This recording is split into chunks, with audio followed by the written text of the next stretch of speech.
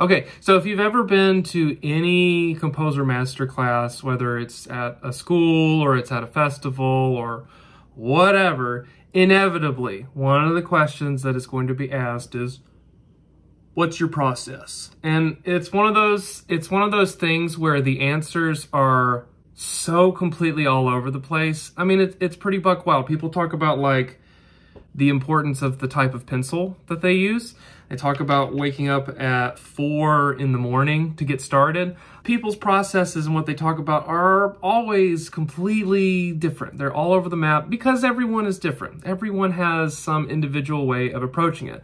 But what I've found is that a lot of times we actually don't get into the real meat and potatoes of the process. We don't really get into how do you wrestle with these ideas? How do you know when you have a good idea? How do you know when you need to start editing a piece? How do you deal with it? How do you actually process writing your music? The compositional process it's a unique thing. It's individual. It's different for every single person. Everyone is going to have a variation on it. They're going to do their own thing, and that's great.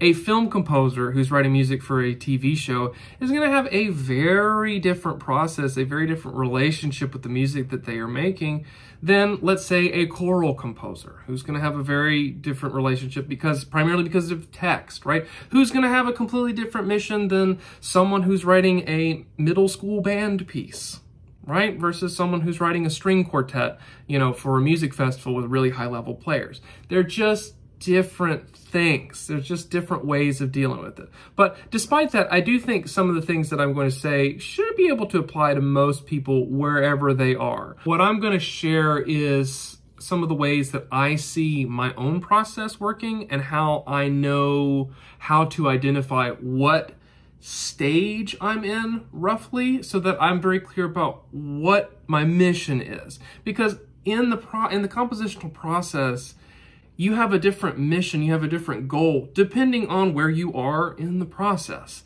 And sometimes, especially when you are younger and you're just starting out, it can be really hard to know exactly where you are. I remember when I was writing one of my first couple of pieces, it was so hard to know when I was done.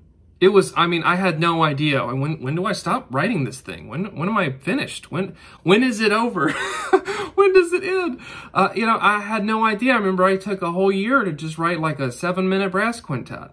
And because I just didn't know when to stop. I wasn't sure. And I didn't really know as a composer what that meant and what it meant to actually put a double bar on something and make it deliverable, make it shippable. And so that's the goal of what I'm going to talk about today is, how to recognize what stage you are in and roughly what your mission is. Stage 1 is going to be the dreaming stage. Now this is a very important one, and it's one that doesn't really get talked about a lot. So what do I mean when I say the dreaming stage?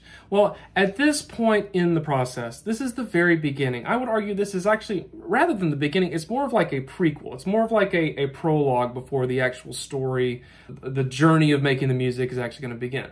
At this point, it's usually, I know roughly the instrumentation. I know something is coming up. Like, okay, I'm in the midst of writing some other piece, but I know that in a couple months that reed quintet is coming to school and I'm going to be writing them a reed quintet, but I can't focus on it because I'm finishing this other piece the next 3 weeks or a month or whatever. But I know that sometime down the line, this piece is going to become the thing that I need to spend time with. So during that time, the dreaming process is really fun because the possibility of what the piece could be is completely wide and open. There's no limit to it. It literally, like, is this going to be the one? Can this be a really great piece that, launches all these other commissions? Or, this might be one where I really have some, a step forward in my growth and I show some different stuff in my voice. I mean, there's all kinds of things that it could be. And it's the could be what makes it really exciting, right? So during this, what helps me with the dreaming stage is not worrying so much about what the piece is actually going to be, but rather taking the time to listen to things that are related to it and challenging my listening with it. So if I know, for instance, I've got a reed quintet that's coming up, well, if that's an instrumentation that I haven't written for before, I'm gonna listen to a bunch of reed quintets. I'm gonna take the time to really get that in my ear. I'm not necessarily worried about the direction of the piece. I'm not really worried about any of that. I just know that it's coming, and I'm doing things to kind of spark my creativity of it. Now, you don't have to be limited by listening to just that. You can listen to anything. It might be really interesting to juxtapose that, like say, oh, okay, I have a brass quintet that I'm going to do, and I'm really focused on listening to some kind of intensely rhythmic stuff, and somehow I'm going to translate that into the brass quintet world. I mean, whatever. It's whatever you make of it. But the dreaming stage is just this rough idea of it could be cool to explore this, and that's enough. That's all it is. It's just it's a twinkle in your eye. It's just in the background, and you're slowly beginning the process of planting seeds that are actually going to turn into what is the piece. So dreaming, the mission of dreaming, ideally is to just spark creativity. It's just to get excited about the thing that you're going to do. Just letting it start to stew. Just start thinking about what's coming on, but you don't have to make any commitments. That's what dreaming is about. So next would be the discovery stage. Now this is really where the work starts happening with the music, right? So I view discovery as being the first time that you're actually doing things, you're actually making decisions about what the piece is going to be. You might even start finding your first little bit of actual material, right? And whether that's, if you're a thematic composer, you might start finding some ideas for your themes. If you're doing something with like a pitch class, you might find what that is that you want to work with, or you're toying with different combinations. I mean, whatever. You might find your text if you're doing a choral thing. You're finding the fundamental building blocks of the thing that you are going to make, that you're going to build on top of. So the discovery process, all you're doing is really just starting. Again, it's still fairly, you do have to commit to a certain degree, but it's not so defined. It's not so hardcore. Because again, you might find ideas that are really important as you're starting out, as you're first getting into it.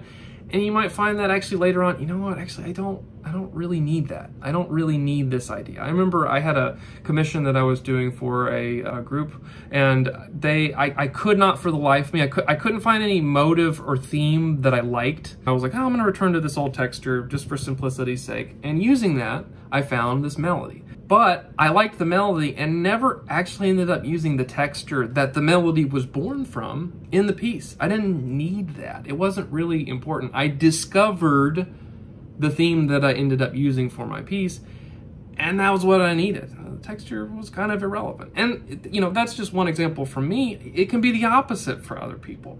So discovery is where you are really finding ideas, and you have to acknowledge that part of that is that you're not going to find everything. It's very unlikely that you're going to find like idea number one, and it's going to be there, and you're going to understand it, and all it's going to be just perfectly done. And then you're going to find idea number two, and it's going to go logically and in sequence. Not really. You might get a really strong sense of what's happening at the beginning. Beginnings usually speak to me the most, and then I find more ideas at the beginning, and then the middle is almost always the fuzziest thing. I don't know how that's going to go. And then I find ideas at the end. And a large part of the later process is just kind of bridging those things together.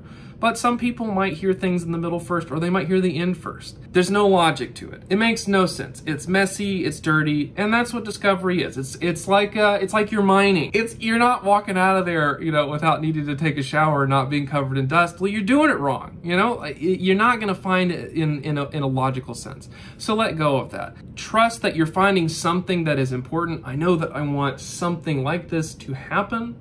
I want something like this to happen here, and I want something like this to happen here. And later on, you're gonna find the bridges in between, and you might even find whole sections that you didn't know about before. But right now, it's the big picture. Can you find like 5 ideas that you're gonna use in your piece? That's what discovery is about. Find the building blocks. Don't worry about the complete story. Just find the building blocks. That's what discovery is. The next part is really where the work has to start happening, and that is the drafting process. So it's slightly different than discovery, where discovery, you're just really finding the building blocks, you're finding the first things that you're really going to do. Drafting is actually where you have to make the decisions of sequence. Okay, I have this, and this is somehow going to lead to this, and this is somehow going to lead to this, and I have this other idea, and I got to figure out some way of bringing them together. Now, I like the idea of drafting because you have to acknowledge that, because music is complicated, you're going to work in layers. It's kind of similar to score study that way. You can't get all the information down in one shot. You can't possibly know everything that is going to happen in it. So you have to work on it in a layer. And you get the feel for the story as you go along. But drafting is really the sitting down and sequencing it all. Figuring it out. How does it work? What comes next? What's going to happen? What idea is important? What needs support? And then sometimes on a second draft, you might find an opportunity for a counter melody or some kind of new textural change that you didn't catch before. But it's part of that process of going through it, experiencing it, listening to it in your mind especially. That's really it. I find so many times I'll write a gesture, and then the second time through, I will find some other idea that responds to it, that has a different sort of thing with it. I don't know. I find something. The more that I can get it clear in my mind, that's really what drafting is. So it's the hard work. You actually got to do it. And a lot of times it's the part where I start putting things in the computer. I very rarely start with that first. And again, look, it's an old school thing for people to be like, you shouldn't do that, and you should always do the pencil and paper first. And while I do prefer that, I do think that they're right. I think that writing with pencil and paper first is the most genuine way to do it. Sometimes you're crunched for time. If I have a piece that I got to do in 2 days, which has happened, I don't always get to start with that. I think a clear part of the drafting is actually starting to wrestle with some of the notation, making decisions about rhythmically, how does this idea happen? What does it look like? And that's the first time you're doing it. And you might do stuff wrong. I can't tell you how many times I've done that, where I actually, I've had this idea and I have this melody, and that comes to writing it down, and then I realize, this is like not in that time. This is in a different time signature or something like that. So that's part of it. That's part of the journey. But yeah, drafting is actually sitting down, typing it in, and doing the sequence. Now, the number of times you get to go through, ideally, is at least 2. At least there is one first draft, and then ideally you get to go through it and clean it up. More times than that is great, but that kind of starts to, come down to how much time do you have, what kind of music you were writing. That just depends. That's completely optional, completely up to you. The more the better, generally speaking. That tends to work better. The mission of drafting is to find the sequence, to find the beginning that goes all the way to the end, and having an idea of what happens in the middle. Whether you add stuff later on or more than likely cut stuff, that happens a little later on. But right now, drafting is about doing the work, putting it in, making a version of the piece, and then going from there. I can't tell you how liberating it is to actually have the full sequence where I can play through it, after having, all of the ideas finally typed out and together. That's great. And 9 times out of 10, I end up cutting a bunch of stuff because I realize, actually, I don't need that here, or this is really good, and I need more of that. It's like getting a first cut of a movie. It really shows you what the story is. So it's really important. This is where you're going to spend a significantly more amount of time in the drafting process, but the mission is find the story, find the sequence, find the through lines. That's what you want to do. Definition is the next stage. Now, I kind of debated whether I was going to call this the editing part, and some people might view it that way. I like definition because that's really what it's about. You are defining what the piece is. It's becoming crystal clear now. Whereas the draft can be almost a shadow of the thing that it's going to become. When you're in the defining stages, you're very close to being finished, and you're making those sort of last minute decisions, last final edits. Like, hey, we're keeping this. Hey, we need more of this. Like, this has got to get done. This is where the piece becomes the piece. Drafting is kind of like the skeleton. Well, now you've added the flesh, you've got the hair, you've got the eye color, you've got everything, that's really where the definition, the identity of the piece comes into clarity. A lot of times with that, there are going to be cuts. There are going to be cuts, little cuts. In my opinion, it's always better to have overwritten and then be able to cut than be stuck in a place where you're like, oh, I really want more here. I really feel more here, and I gotta still come up with it. That can be really hard. And we're all different. Everyone writes different. Everyone deals with it differently. But the defining process I view as one of the last stages of the piece. The mission of the definition period of the process is to define the work, to finish it, to be done with it, to slap that double bar on it and say, yep, this is the one. And a really important part of this, a really, really important disclaimer, is that I cannot stress how important it is to not worry about the piece being perfect. You got to let go of that. It ain't going to be perfect. It isn't going to be perfect. As soon as you hear it, there are going to be things that you hear in your mind. Oh, I could have done that. Or, oh, why didn't I do more of that? Or, oh, that chord sucks. Or whatever it is. There's always going to be, because we're creative people, there's always things that you can do to it. Some would argue you're never done tinkering with a piece. That may be true, but there is a healthy balance of saying, hey, I need to be done with this. This is in the time that I made it. You know, music's relationship with time is very important.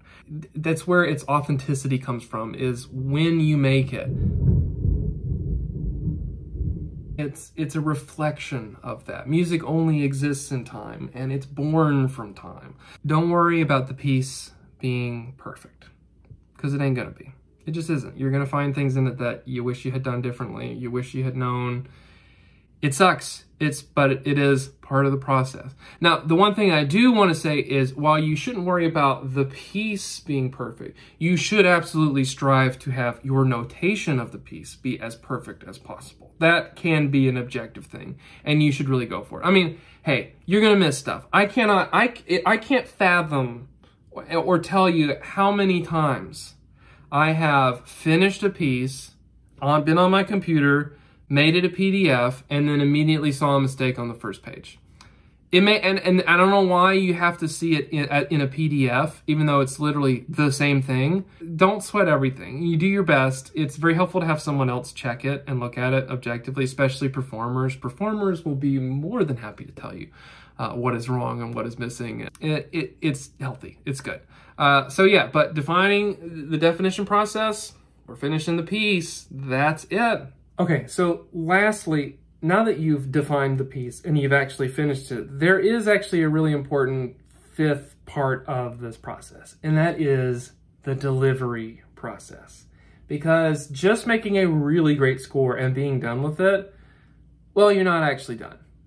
It sucks, but you're not actually done. You haven't delivered it to the person that needs. Also, if you haven't made the parts, well, okay, have fun. That's plenty of work to do all in of itself. The delivery process is where you put the finishing touches on the piece, where you actually make it deliverable, you make it shippable, you make it purchasable. And that's what's really, that's what it's all about.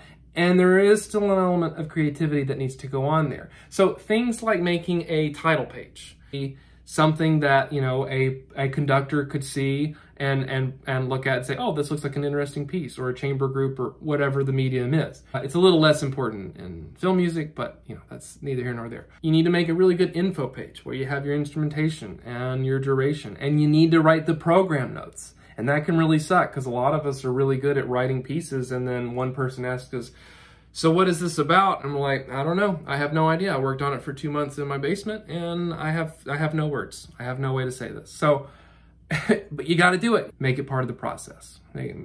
Do it here. Just be proactive and get it done. You put your bio in. You do all of the things to make it shippable in that way. You make the parts, and then you absolutely will send it to whomever is involved with that. And whomever is getting it, you need to be super gracious and super thankful and super excited about it. You want to be remembered as someone who is really excited to do the work and is really easy to work with. And part of that means being very thankful for what other people are willing to do for you. Because if we get real for a moment, what we do does not matter without performers. It doesn't happen. We need people bringing our work to life. That's the hard part of what it is that we do. And so you better be showing your players appreciation even before they get it, even before they start. That's the delivery process. The mission of that is to give everyone exactly what they need. If it is the kind of piece that MIDI representation could work, definitely do it. I've noticed that a lot of people ask for that. They like the score, they like the parts, and then they do like some kind of MIDI version to listen to it, get an idea of what it sounds like. That may or may not be a whole complicated layer,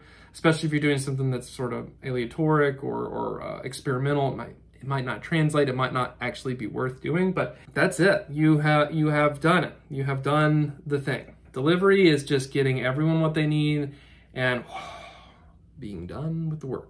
That's the idea of the process, right? Dreaming, you're thinking about the piece, it's just a twinkle in your eye, you're excited about the possibility, you're just trying to do things that excite your ear, get you excited for what you're gonna do. Discovery is finding the big building blocks, making, starting to actually make core decisions as to what the identity of the piece is going to be. You're probably not going to get a lot of those. You might get like 3 or 5 different ideas, and that's more than enough. The drafting process is where you start to make the key decisions of finding the beginning all the way to the end. And you're going to work in layers. It may take you a couple times going through a piece to find all of the things that it is. And that's okay. That's great. The drafting process, in my opinion, out of all of the processes, takes the longest. So it's really integral. It's really, really important. After that, you're going to move into defining the music. What is its identity? What is important? You're probably going to cut stuff. You're going to narrow it down. Get it laser focused on being the thing that it is. This is usually at the end, the last week of writing. I'm finishing it up. I'm cleaning it. I'm doing all the stuff. That's what defining the piece is.